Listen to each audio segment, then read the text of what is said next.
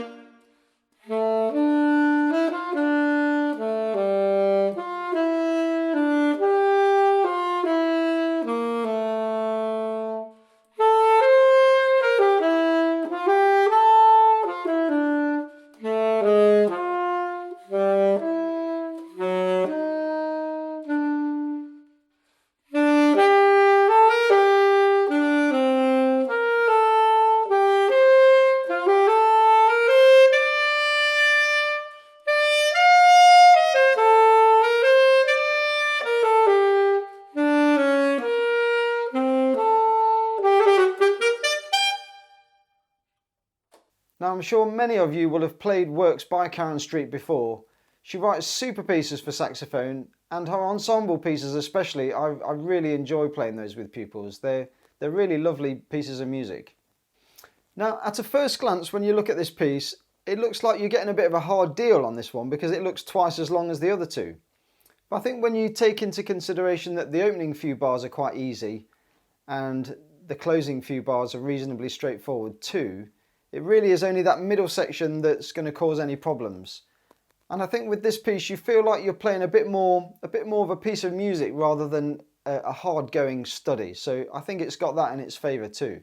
Now if you compare this to the C1 piece, the saxophone stomp, now that is what I call a hard-going, sort of much more study-like piece. So personally, I think this is my favourite for the C pieces. It's much more of a piece of music and it's really quite pleasing to play. Don't be afraid to be quite flexible with this piece. You're not sort of on the constraints of playing with this with piano, so you're on your own.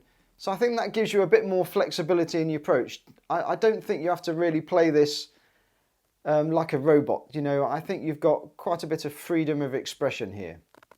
So looking a bit more closely at the notes, I think bars 1 to 31 is not going to cause too many problems for pupils.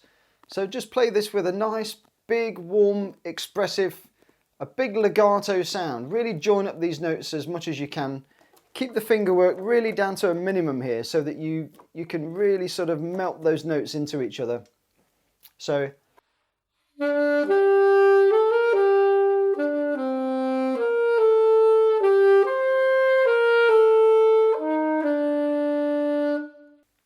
also try and get several bars per breath so you can really keep the music really continuous.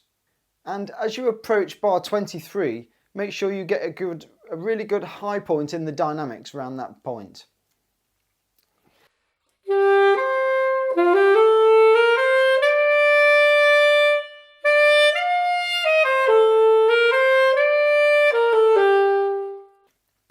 So put that in there and it just gives the music some really good shape and makes it sound less static. And moving into the next section at bar 33, now this is the section where I think pupils can really apply a bit of Strauss waltz into this. So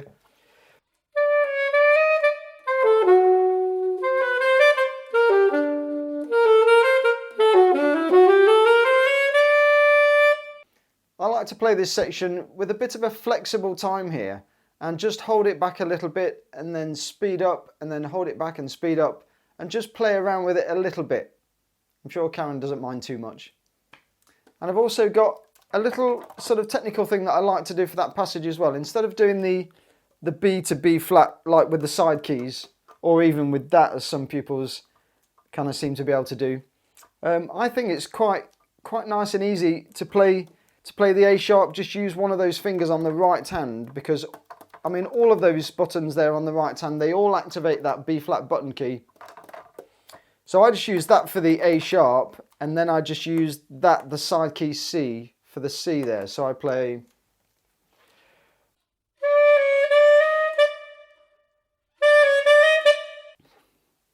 And that just feels slightly easier than sort of going around those side keys for me personally. And with a bit of practice, that makes it quite nice and easy, I think.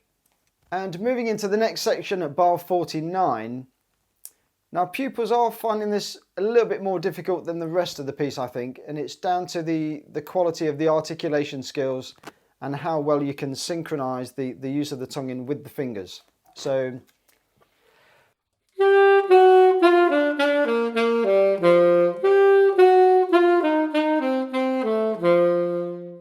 it's important to recognise there as you're playing through that you're actually just tonguing in crotchets all the way through. Regardless of whether you're playing crotchets or quavers with the fingers, you're actually still tonguing crotchets there. So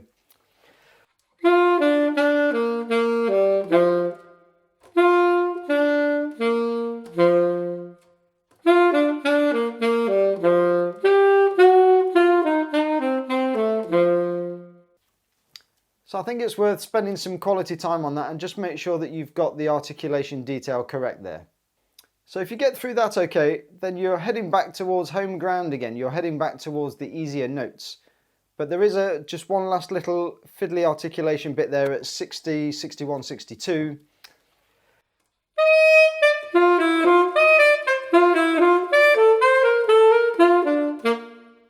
So again, look at the detail there.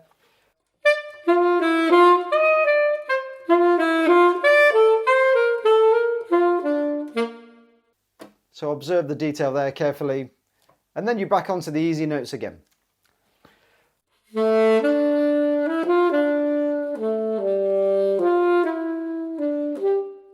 As you get towards that last line, really open up the sound, finish it off with a really nice big sound.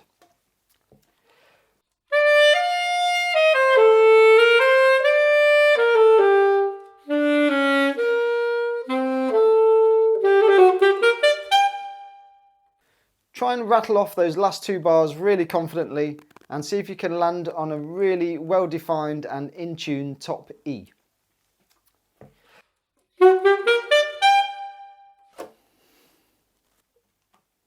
Okay, so that's it for the lesson side of things, the tutorial.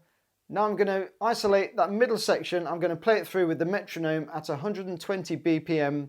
Grab your saxophone and see if you can play along with me.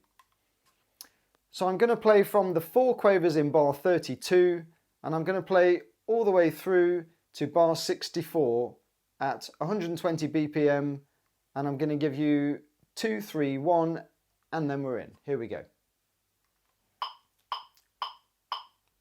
2, 3, 1.